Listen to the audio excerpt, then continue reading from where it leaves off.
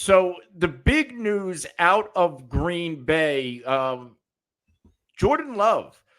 Jordan Love is expected to be close to a deal with the Green Bay Packers, but he is not going to practice until it is signed. This isn't a holdout, but I think he's just being cautious to where, hey, they're really close to a deal, and I don't want to go out there and tear my knee and then cost myself money. So it seems like this is close. This is being reported from multiple NFL insiders and our guy, Pretty Ricky. Yeah. And I think Yeah, Ricky was on it first. Let's be honest. he was. I know he tweeted about it a couple days ago saying Yeah. that there was a good chance that a deal was going to get done. I think it's going to get done pretty soon. Um, it's only a matter of time. It's probably just working out the numbers and getting it figured out. So number one, and I get, I'll start here. It's a quarterback league.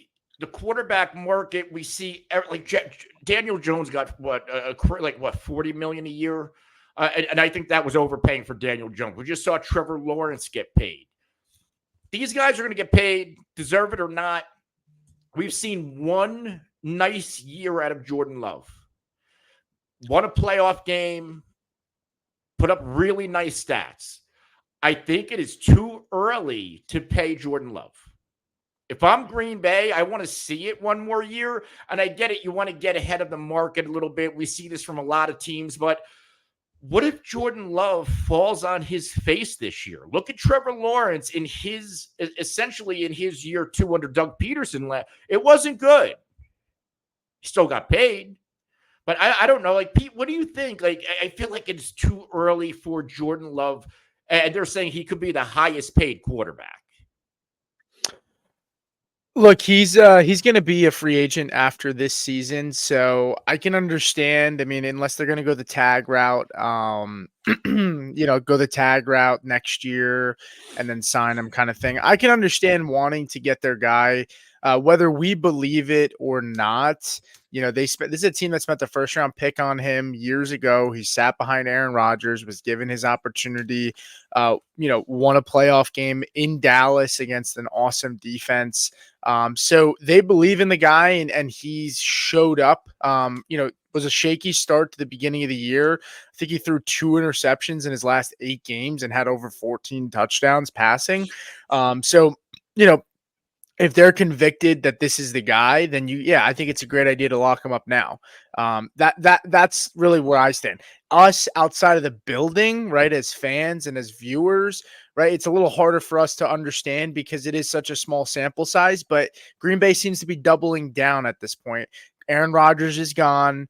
They pretty much not pushed him out, but they said, you know what, like, let's just go to the contingency plan in Love, which was clearly the contingency plan all along when they spent the first round pick on him. And I don't hate locking him up now because there's contracts that are coming down the pipe. Tua Tagovailoa, Dak Prescott. If Jordan Love, if we think this is a playoff team and this team goes to the playoffs again this year and makes a run, I don't think Super Bowl contenders is in the cards. I think they need another year. But, now you're looking at an even more expensive contract for a guy that you've already pretty much pushed your chips in the middle of the table for. So I don't hate them trying to get it done. And I think it's something that they'll get done in the next few weeks at the worst, the next few weeks. I think it's going to happen no later than the end of this week, to be honest with you. Fantasy football wise, Jordan Love, going as a top 10 quarterback off the board. He is going behind guys like Dak, Jaden Daniels, and Jordan Love. And I'm using FFPC July ADP and in the Fantasy Pros FFPC contest.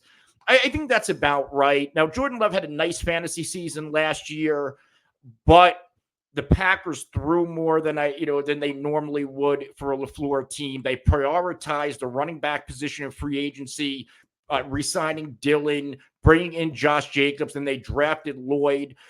This tells me that they want to not only reestablish the running game like they had under all those years with Aaron Rodgers, but this defense, I expect it to play better, which means fewer shootouts. So, like Jordan Love, I'm okay where he's going ADP-wise. I'm just not taking a lot of them.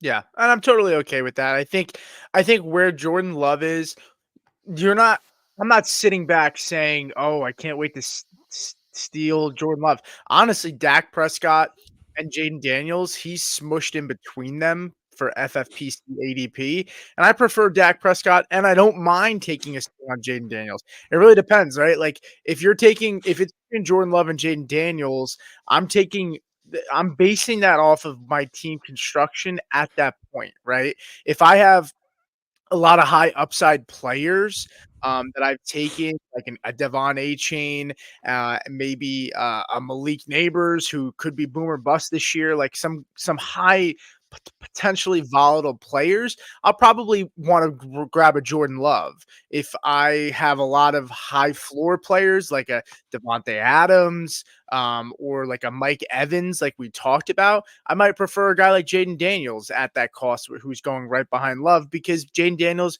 we think, has a chance to have a lot of spike weeks, right? And so that's really how I look at Jordan Love. Um, it's really about, picking your poison at that point in the draft. But I warm up to him a little bit. But to Anthony's point, I don't think they're going to throw the ball nearly as much as people expect. And I do prefer a guy like Dak Prescott and Jaden Daniels in a vacuum if I'm drafting today.